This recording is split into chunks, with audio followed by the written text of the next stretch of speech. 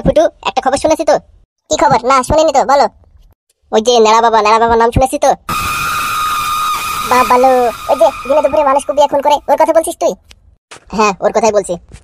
দিন মামা, মানে কি হয়েছে কি? ওটা আর কেউ নয়, এমএলএ বিকাশ দত্তর ভাইপো, মানে ভাইয়ের ছেলে। আরে সর্বনাশ, কি বলছে কি এসব? হ্যাঁ ফুটু, আমি ঠিকই বলেছি। তাহলে এবার কি হবে? ও যদি জানতে পারে ও চাচাকে আমরাই খুন করেছি, তাহলে তো আমাদেরকে মেরে ফেলবে। সেই জন্য এখন কিছুদিন গা ঢাকা দিতে হবে, বুঝলি তো ফুটু? মানে কি বলছে কি, পালিয়ে যাবো আমরা? হ্যাঁ, পালিয়ে যেতে হবে, তাছাড়া কোনো উপায় নেই। শালা কি জ্বালায় যে পড়লাম। ভেবেছিলাম যে এমএলএ সাহেবকে মেরে আমরা একটু শান্তিতে ঘুমাবো, সবাই ঘুমাবে, কিন্তু দেখছি এ তো ফোড়ার উপরে বিষ ফোড়া, আরো বিপদ। তো আগে বলিসনি কেন যে মেরা বাবা ওর ভাইপো ভাই? আরে আমিও তো জানতাম না, এখন শুনলাম মরার পরে এমএলএ সাহেব। মানে ওদের সঙ্গে ওদের কোনো সম্পর্ক ছিল না, মিল ছিল না, মানে ভাই ভাই ঝামেলা করতো, সেই জন্য এমএলএ সাহেব বিকাশ দত্ত এখানে চলে এসেছিল। কিন্তু এখন যদি ওর চাচা মার্ডারের কথা শুনে রে মেরা বাবা, তাহলে তারও খেপে যাবে রে। হ্যাঁ, সেই জন্য বলছি চল আমরা কিছুদিন গা ঢাকা দিই। কি ব্যাপার, কি গল্প করছো তোমরা? ও কালু, তুই আয় এখানে আয়। কি ব্যাপার, মন মেজাজ খারাপ লাগছে? কিছু হয়েছে নাকি? খুব বড় বিপদ হয়ে গেছে রে কালু। মানে কি বিপদ হয়ে গেল আবার হঠাৎ করে? বিপদ তো সব মুক্ত করে দিলাম এমএলএ সাহেবকে মেরে। ওইটাই তো সব থেকে বড় বিপদ, এমএলএ সাহেবকে মারার পরে। মানে কি বলছিস কি তুই? হ্যাঁ ঠিকই বলেছি। মেরা বাবাকে চিনিস তো? মেরা বাবা চিনিনি, কিন্তু ওর খুব নাম শুনেছি। ওই যে রেগে গেলে মানুষের কলজে বেক করে খেয়ে নাই, ওর কথা বলছিস তুই? হ্যাঁ, ওর কথাই বলছি। তো কি হয়েছে কি সেটা তো বল। মানে মেরা বাবা হচ্ছে আর কেউ না, এমএলএ বিকাশ দত্তর ভাইপো। আরে শালা, কি কথা শোনালি রে তুই? এতদিন তো জানতে পারিনি, আজকে হঠাৎ কে বললো তোকে? কি ব্যাপার কালু ভাই, ভয় পেয়ে গেলে নাকি? তো ভয় পাবো না, ওই যে দিনে দুপুরে মানুষের কলজে বেক করে খেয়ে নেয়। কোনো ঘাবড়ানোর প্রয়োজন নেই, ঠিক আছে? আমি যা বলছি তাই কর। হ্যাঁ বলো, কি করতে হবে? এখন কিছুদিনের মধ্যে আমরা চল পালিয়ে যাই কোথাও। ও চলো, ও তো পালিয়ে গেল, ধরে আসবে। চলো কালু ভাই, দুদিনের জন্য গা ঢাকা দিই, তারপরে দেখি কি হয়। ভাবলাম যে একটু শান্তি করে ঘুমাবো, এ তো দেখছি ঘুমের গুষ্টি মেরে দিল। তাহলে কালো কুত্তা কি করবো কি আমরা এখন? চ একটু বাইরে গিয়ে দেখি আবহাওয়াটা কিরকম, ঠিক আছে? তারপরে ভাবা যাবে। হ্যাঁ কালো কুত্তা, তাই চলো। চ চ কালু চ। হ্যাঁ চলো চলো।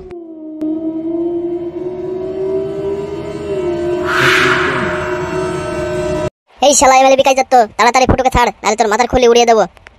কি ভেবেছিস কি তুই কালো কুত্তা? তুই ওই জং ধরা বন্দুক দেখিয়ে আমাকে ভয় দেখাবি আর আমি ভয় করবো? তাড়াতাড়ি আমার বউকে আর ছেলেকে ছেড়ে দে, নাহলে কিন্তু কপালে খুব কষ্ট আছে তোদের।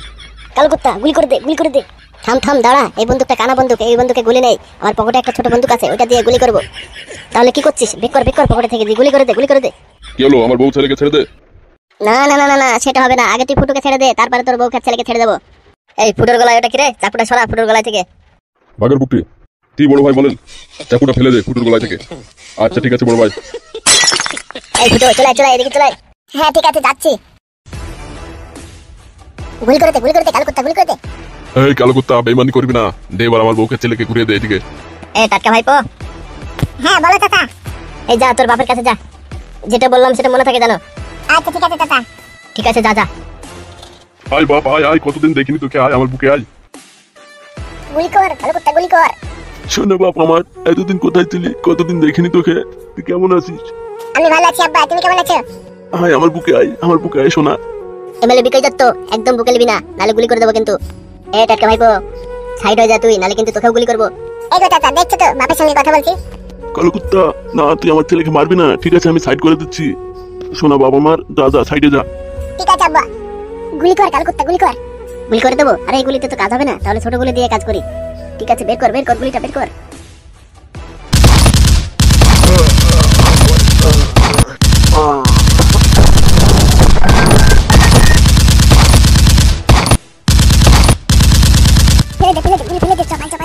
এই সর্বনাশ, চল কালো কুত্তা, পাইছো? চ তাড়াতাড়ি চ। টাটকা ভাইপো, তুইও পালে আয়। ঠিক আছে চাচা, যাচ্ছি।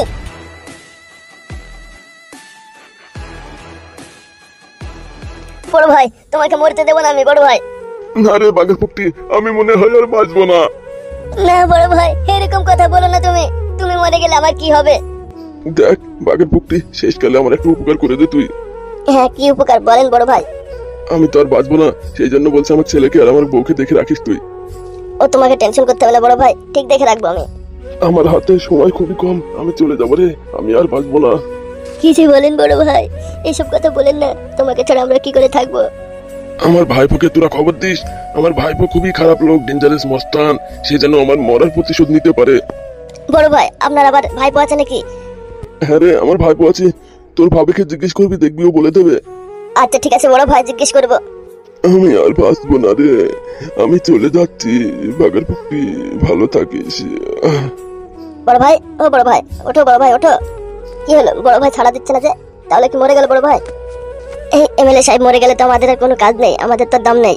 সেই জন্য বলছি ঝামেলার মধ্যে না থেকে পালিয়ে যাই আমি। তুই থাক, এমএলএ বিকাশ দত্ত, আমি চললাম।